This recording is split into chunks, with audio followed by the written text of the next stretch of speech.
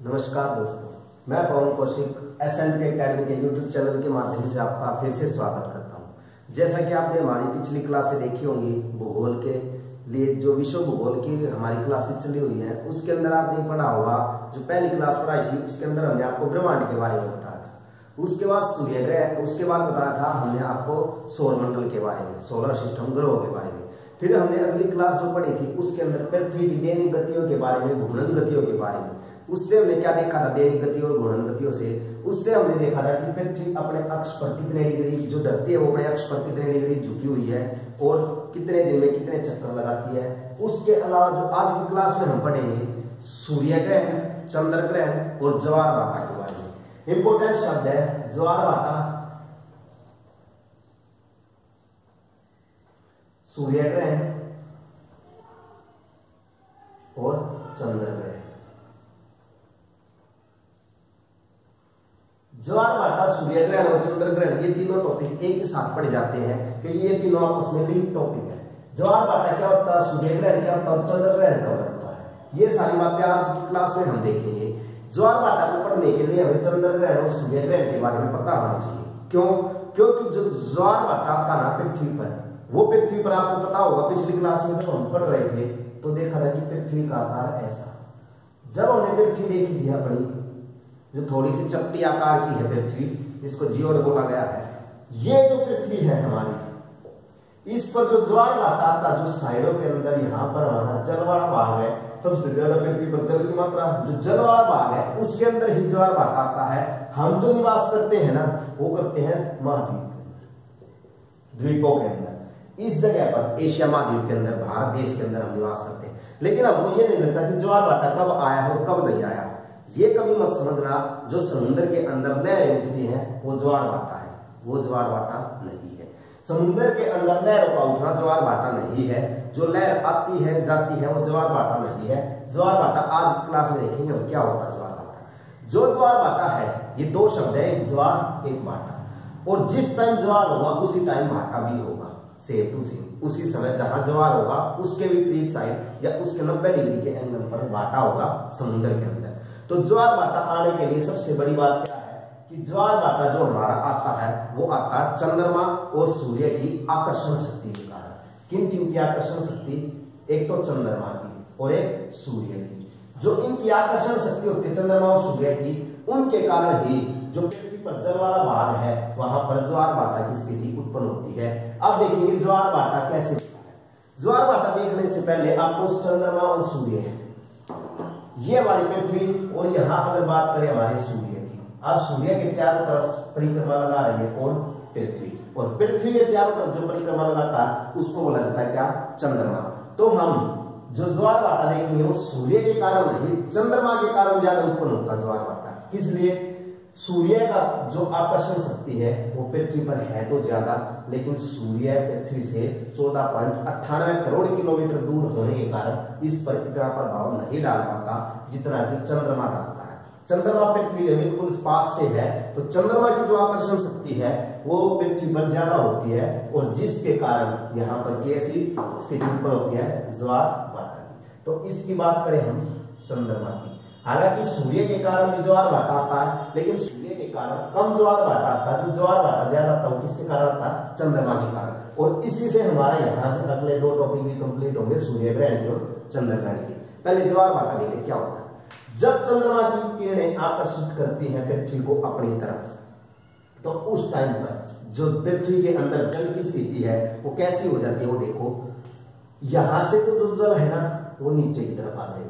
कोई भी चीज किसी भी चीज को अपनी तरफ आकर्षित करेगी तो वो उसको अपनी साइड खींचेगी, और जैसे ही खींचती है तो जल का स्तर ऐसे हो जाता है इस वाली एरिया, और यहाँ पर फिर से उसी ऊपर और नीचे कम रहेगा, आगे और पीछे जल स्तर बढ़ जाएगा। ये दोनों तरफ आकर्षण शक्ति काम करती है इसकी, चंद्रमा की। अब ये दोनों तरफ कैसे काम करती है याद रखना, एक शब्द ज्वार और एक शब्द भाटा।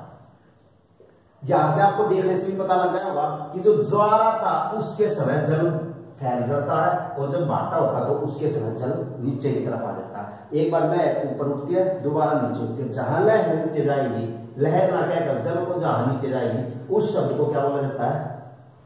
बाटा, और जहां पर ये ज्यादा होती है वहां पर क्या मिलता है, ज्वार। तो यहाँ पर ज्वार उत्पन्न होगा, यहाँ पर बाटा, यहाँ भी क्या होगा, ज्वार, और यहाँ क्या होगा, बाटा। अब यहाँ से आपको देखने को एक शब्द समझ में आ रहा है कि ज्वार पृथ्वी जो चंद्रमा पर शक्ति लगा रहा है वो तो इस तरफ लगा रहा है, यानी जल तो इस तरफ आ रहा है, लेकिन इस तरफ भी ज्वार कैसे उत्पन्न होगा तुम्हारा।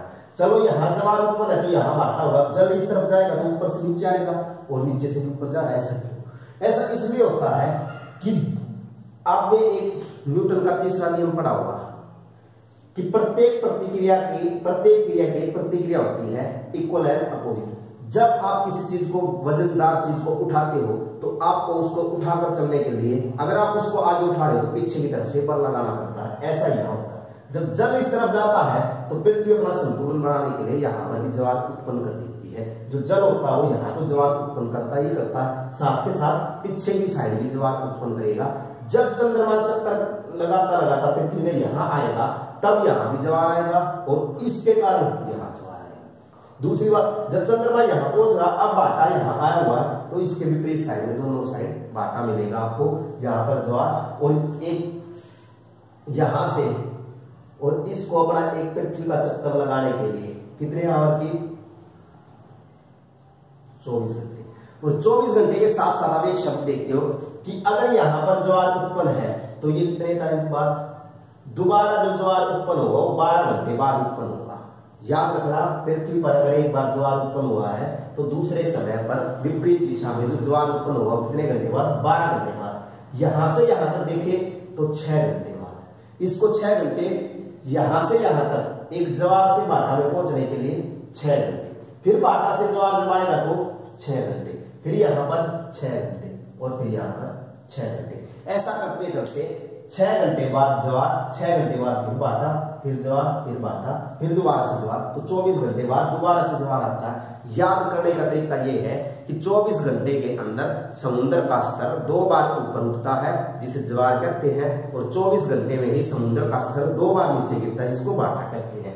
ये बाटा, ये ज्वार। ऐसी ज्वार 24 घंटे में 2 बार, एक बार यहाँ हुआ, एक बार 12 घंटे बाद फिर हुआ, फिर 24 घंटे हो जाएंगे तो 2 बार होगा, 1 और 2 ही बार। जितनी बार ज्वार आएंगे उतनी ही बार बाटे काउंट होगी। तो 6 घंटे बाद बाटा आएगा, फिर ज्वार, फिर बाटा, फिर ज्वार। ये ज्वार बाटा 24 घंटे में कितनी बार जल स्तर को ऊपर उठाते हैं, 2 बार, जिसको क्या कहते हैं हम, ज्वार। और जो 2 बार नीचे स्तर को गिरा जाता है उसको बोला जाता है बाटा। एक ही समय में, याद रखनी ये बात है कि एक ही समय में 2 ज्वार तथा 2 बाटे आएंगे। कैसे? अब यहाँ 2 ज्वार आ गए, इस समय अगर चंद्रमा यहाँ था तो यहाँ तो ज्वार उत्पन्न हुआ, साथ के साथ यहाँ भी ज्वार हुआ, तो एक समय में कितनी बार ज्वार आएंगे, 2 बार, और 2 बार भी क्या आएंगे, बाटे। क्योंकि जो इक्वल होगा उसी के अपोजिट काम भी होगा। पृथ्वी पर हर चीज न्यूट्रल है, अगर यहाँ कोई काम होगी तो यहाँ उसकी प्रतिक्रिया जरूर मिलेगी आपको। तो यहाँ पर अगर 24 घंटे के अंदर 2 बार ज्वार आते हैं एक समय में, तो एक ही समय पर बाटे भी 2 ही बार आएंगे। लेकिन एक एक्सेप्शन केस है, इंग्लैंड देश के अंदर 4 ज्वार और 4 बाटे आते हैं एक दिन के अंदर। वहां पर 24 घंटे के अंदर 4 ज्वार आते हैं और 4 बाटे, बाकी पूरी पृथ्वी पर 2 बार ज्वार आते हैं और 2 बार ही बाटे आते हैं। वहां पर रीजन ये है कि वहां पर समुद्र 2 लगते हैं, उनके कारण यहाँ वहां पर 2 बार 4 बार ज्वार, यहाँ भी ज्वार, यहाँ भी ज्वार, यहाँ भी ज्वार, यहाँ भी ज्वार, वहां 4 बार ज्वार आते हैं और 4 ही बार बाटे आते हैं। अदरवाइज एक ही समय में पृथ्वी पर 2 बाटे और 2 ज्वार आएंगे। और 24 घंटे में समुद्र के स्तर को जो 2 बार नीचे गिराया जाता है उसको बाटा, और जो ऊपर उठाया जाता है उसको ज्वार कहा जाता है। इसके बाद अगर 6 घंटे बाद क्या है, यहां से अगर यहां पर ज्वार आया है तो 12 घंटे बाद ज्वार ही आएगा, और यहां पर ज्वार है तो 6 घंटे बाद क्या आएगा, बाटा। फिर यहां पर बाटा है तो ज्वार, फिर बाटा, फिर ज्वार। ये किस चीज की बात है, ये सारी है ज्वार बाटा कैसे उत्पन्न होता है। हम सूर्य की रोज जो आकर्षण शक्ति है उसके कारण नहीं, हम चंद्रमा की आकर्षण शक्ति के कारण ज्यादा ज्वार बाटे देखते हैं पृथ्वी के ऊपर। सूर्य ज्यादा दूर है, पृथ्वी इतना, चंद्रमा इतनी दूर नहीं है, जिसके कारण चंद्रमा से ज्यादा ज्वार बाटे उत्पन्न होते हैं पृथ्वी पर। ये थी ज्वार बाटे की बात। अब ये ज्वार बाटा 2-3 तरीके का होता है, वो देखते हैं कैसे कैसे। एक होता दीर्घ ज्वार और एक होता निमन ज्वार, और ये था सामान्य ज्वार। अगर इसकी बात करें तो ये कौन सा ज्वार था, सामान्य ज्वार, जो कि नॉर्मली होता ही होता है सामान्य ज्वार बाटा। सामान्य ज्वार बाटा में क्या है कि ऊपर नीचे हर 24 घंटे बाद ऐसा होगा। लेकिन एक होता दीर्घ और एक होता निमन। अब दीर्घ और निमन को देखते हैं। उस दीर्घ और निमन को हम देखेंगे, उसके साथ साथ हमारे सूर्य ग्रहण और चंद्र ग्रहण की कंडीशन भी पूरी हो जाएगी दीर्घ और निमन से। पहले बात करते हैं ये सामान्य ज्वार, अभी हमने पढ़ा, इसको ध्यान से देखना, आपकी समझ में अच्छे से आएगा।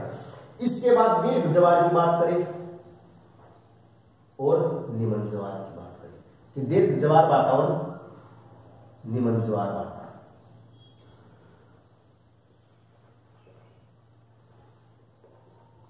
दीर्घ ज्वार बाटा और निमन ज्वार बाटा कैसे होता है? दीर्घ ज्वार बाटा जब आएगा जब पृथ्वी, चंद्रमा और सूर्य तीनों एक सीध में हो जाते हैं। अब तीनों एक सीध में आपको पता होगा कि जब पृथ्वी, चंद्रमा और सूर्य तीनों एक सीध में आते हैं तब दो ग्रहण लगते हैं, एक सूर्य ग्रहण और एक चंद्रमा ग्रहण। तो यहां से आपके सूर्य ग्रहण, चंद्र ग्रहण दोनों पूरे हो जाएंगे। उसके साथ साथ आपको दीर्घ ज्वार बाटा भी समझ में आ जाएगा कि कैसे होगा। अब आपको पता है ये हमारी पृथ्वी, अगर इस पृथ्वी की बात करें तो इस पृथ्वी ये चार तरफ चक्कर लगाते किसके? सूर्य के। पृथ्वी चारों तरफ चक्कर लगाती है किसके? सूर्य के। और जो चंद्रमा है वो चारों तरफ किसके चक्कर लगाता है? पृथ्वी के।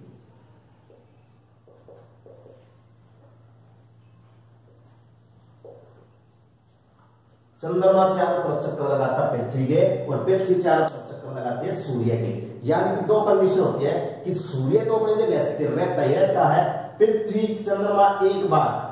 एक कंडीशन क्या होगी कि पृथ्वी, चंद्रमा और सूर्य के बीच में है। अब आप इसमें देख रहे हो तो पृथ्वी जो है वो सूर्य और चंद्रमा के बीच में स्थित है। एक सीध ऐसे बनती है, दूसरी जो सीध बनती है कि चंद्रमा पृथ्वी का चक्कर लगाते लगाते लगाते लगाते यहां पर पहुंच जाए। अब चंद्रमा की स्थिति यहां पर है। अब आप देख रहे हो क्या कि जो पृथ्वी है और सूर्य है उसके बाद कौन आ गया उसके अंदर? चंद्रमा आ गया। तो दो कंडीशन उत्पन्न होती है यहां से, एक बार चंद्रमा यहां होगा और एक बार चंद्रमा यहां होगा। जब यहां होगा चंद्रमा तब तो पृथ्वी बीच में होगी, और जब यहां होगा चंद्रमा तो पृथ्वी और सूर्य साइड में होंगे, चंद्रमा बीच में आएगा। हमेशा सूर्य ग्रहण और चंद्र ग्रहण में सूर्य एक कोने पर रहता स्थिर, ये याद रखना। हमेशा चंद्र ग्रहण और सूर्य ग्रहण में कौन भी साइड में रहता? सूर्य। अब यहां से देखो ये सूर्य है और बीच में कौन आ गया? सूर्य। उसके साथ साथ बीच में कौन आ गया?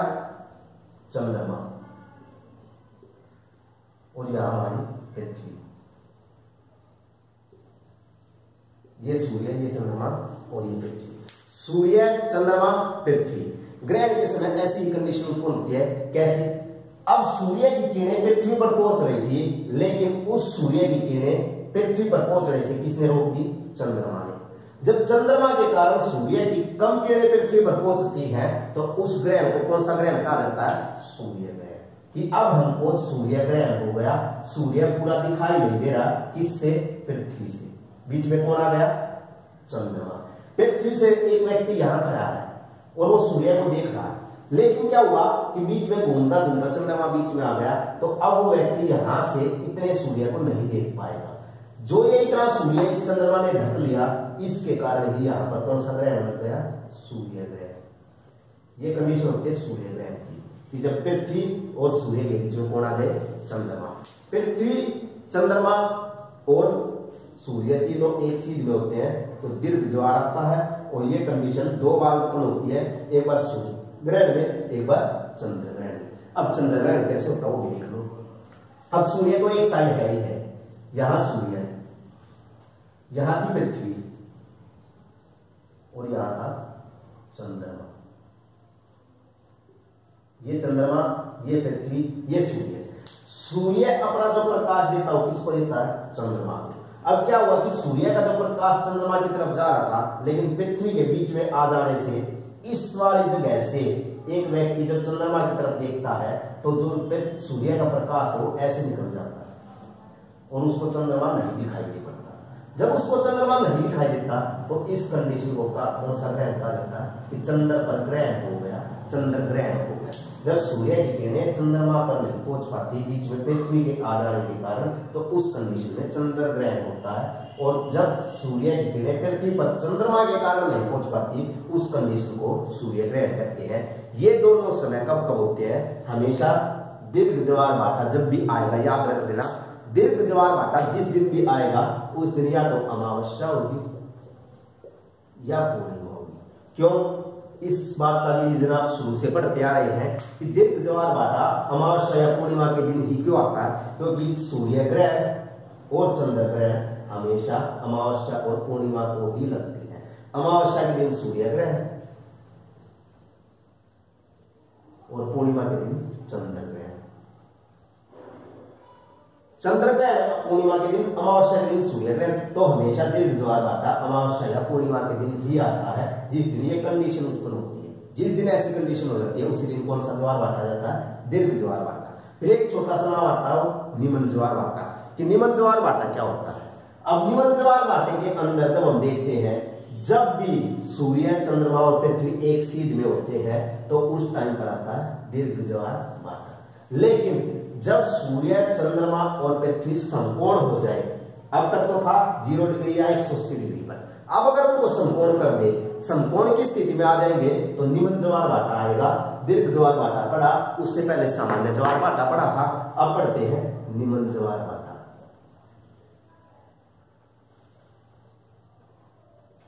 निमन ज्वार भाटा, निमन ज्वार भाटा में क्या हुआ? ये पृथ्वी यहां पर हमारी, ये किसका चक्कर लगा रही है? सूर्य का। यहां पर हमारा सूर्य स्थित है, ये पृथ्वी इस सूर्य के चारों तरफ घूम रही है। लेकिन चंद्रमा हमने देखा था, एक बार यहां देखा था, एक बार यहां देखा था। लेकिन निमन ज्वार भाटे में हम क्या देखेंगे कि एक बार चंद्रमा यहां आ जाए, अब चक्कर लगा रहा है इसके पृथ्वी के, तो यहां स्थित हो गया, और एक कंडीशन हो जाए कि चंद्रमा यहां आ जाए। अब चंद्रमा यहां पहुंच गया, मतलब कैसे? एक बार चंद्रमा इसकी परिक्रमा करते करते ऐसे, और बीच में ना पीछे जाकर ऊपर नीचे चला गया, मतलब ये कितने डिग्री का कोण बनाता है? यहाँ पर 90 डिग्री का। जब समकोण की स्थिति ऊपर होती है तब आता पृथ्वी पर निमन ज्वार भाटा। निमन ज्वार भाटा याद करने के लिए बात को याद रखना यहां से, क्या कि जो ज्वार भाटा हमने पढ़ा था कौन सा? दीर्घ, वो हमेशा कब आता है? अमावस्या या पूर्णिमा के दिन। और याद रखना जो हमारा निमन ज्वार भाटा है ये आएगा या तो सप्तमी के दिन या अष्टमी के दिन। सप्तमी या अष्टमी के दिन आता आपका निमन ज्वार भाटा। लेकिन दीर्घ ज्वार भाटा हम पढ़ के आए, कब कब आता है? दीर्घ ज्वार भाटा पूर्णिमा या अमावस्या के दिन, जिस दिन ग्रहण होगा उसी दिन निमन ज्वार, उसी दिन कौन सा आता है? पूर्णिमा या अमावस्या के दिन आपका दीर्घ ज्वार भाटा। और निमन ज्वार भाटा जो हम पढ़ेंगे वो कब? सप्तमी या अष्टमी के दिन। ये बातें हमने सारी अभी हम देखी। फिर ज्वार भाटे उत्पन्न कहां होती है? अभी हम चंद्र ग्रहण, सूर्य ग्रहण, ये दोनों चीज पढ़ ली। निमन ज्वार भाटा देख लिया, सप्तमी या अष्टमी के दिन आता है, जब कौन सी स्थिति उत्पन्न होती है? समकोण की। अब आप देखते होंगे कि जो पूर्णिमा होती है उस दिन हमको चांद पूरा दिखाई देता है, और जो अमावस्या होती है उस दिन हमको चांद नहीं दिखाई देता। क्यों नहीं दिखाई देता? अमावस्या के दिन सूर्य, कैसी कंडीशन उत्पन्न होती है अमावस्या के दिन? सूर्य, चंद्रमा और पृथ्वी, किसी एक हिस्से से हमें चंद्रमा नहीं दिखाई देता। ये कब की बात है? अमावस्या की। यहाँ पर जो ग्रहण लगेगा वो कौन सा लगेगा कि पृथ्वी और सूर्य के बीच में चंद्रमा आ गया, पृथ्वी पर यहाँ पर खड़े व्यक्ति को सूर्य का प्रकाश नहीं दिख रहा या सूर्य नहीं दिख पा रहा। ये किस दिन उत्पन्न होगी? अमावस्या के दिन। यानी कि ये कौन सा ग्रहण है? सूर्य ग्रहण। एक चंद्र ग्रहण भी होता है जिसमें क्या होता है? सूर्य, पृथ्वी और चंद्रमा, सूर्य, पृथ्वी और चंद्रमा, सूर्य, पृथ्वी और चंद्रमा। अब सूर्य और चंद्रमा के बीच में पृथ्वी आ गई, ये होती है पूर्णिमा के दिन,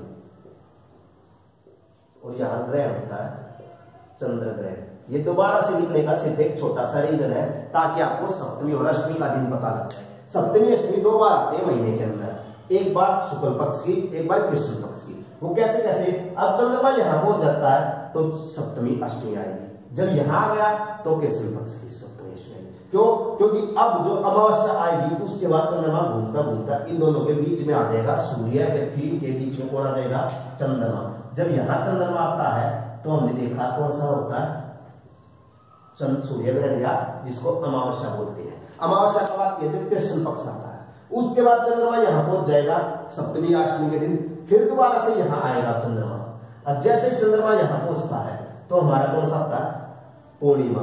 पूर्णिमा में देखेंगे सूर्य, पृथ्वी और चंद्रमा, सूर्य, पृथ्वी और चंद्रमा। अब हमारी आ चुकी है पूर्णिमा, मतलब अब जो हमारा टाइम चल रहा है वो शुक्ल पक्ष का चल रहा है। तो यहाँ पर जो समय होता है शुक्ल पक्ष की सप्तमी अष्टमी का, और जो इस साइड जो समय होता है ये होता है कृष्ण पक्ष की सप्तमी और अष्टमी का। तो सप्तमी और अष्टमी जो कृष्ण पक्ष की होती है तब भी, और जो शुक्ल पक्ष की होती है तब भी निमन जवार उत्पन्न होते हैं। लेकिन अमावस्या और पूर्णिमा को सूर्य ग्रहण या चंद्र ग्रहण के दिन ही कौन से उत्पन्न होते हैं हमारे दीर्घ जवार, और उससे पहले पढ़े थे हमने सामान्य जवार। इसके बाद अगर पेपर में आपसे क्वेश्चन इसके अलग पूछ ले, क्या पूछ ले कि दुनिया का सबसे ऊंचा ज्वार कहाँ आता है, तो दुनिया का सबसे ऊंचा ज्वार दक्षिण अमेरिका के अंदर आता है। लगभग वहां पर 18 मीटर का ज्वार भाटा आता है, 18 मीटर। सबसे दुनिया का सबसे ऊंचा ज्वार दक्षिणी अमेरिका में 18 मीटर का, और ये आता फंडी की खाड़ी में। कहा की फंडी की खाड़ी में, दक्षिण अमेरिका के अंदर एक खाड़ी है, हमेशा खाड़ी में उत्पन्न होगी आपकी ज्वार और भाटा की कंडीशन।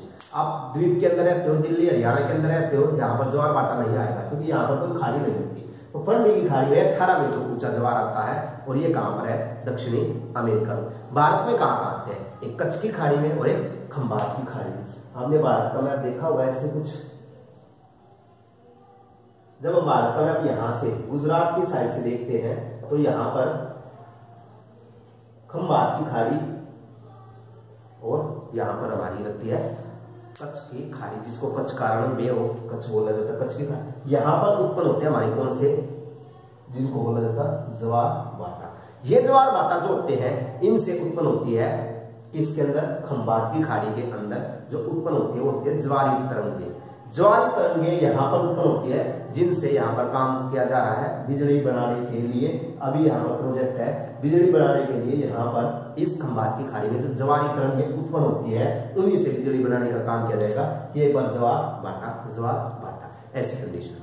और सूर्य ग्रहण से याद रखना या चंद्र ग्रहण से याद रखना कि एक वर्ष में अधिकतम 7 सूर्य ग्रहण या चंद्र ग्रहण आते हैं, इससे ज्यादा सूर्य ग्रहण या चंद्र ग्रहण कहीं पर भी नहीं देखे जाते। एक वर्ष में अधिकतम मैक्सिमम कितने, 7। फिर सूर्य ग्रहण पिछली जो हमने क्लास और पढ़ी थी, शुरुआत की जो क्लास थी ब्रह्मांड के अंदर, उसके बाद जो सोलर सिस्टम कर रहा था आपको सौरमंडल, उसके अंदर बताया होगा कि जो पूर्ण सूर्य ग्रहण होता है उसके अंदर डायमंड रिंग की घटना उत्पन्न होती है। कि ये पूर्ण सूर्य ग्रहण के अंदर जो यहाँ पर ये धब्बा बन जाता है इसको बोला जाता है डायमंड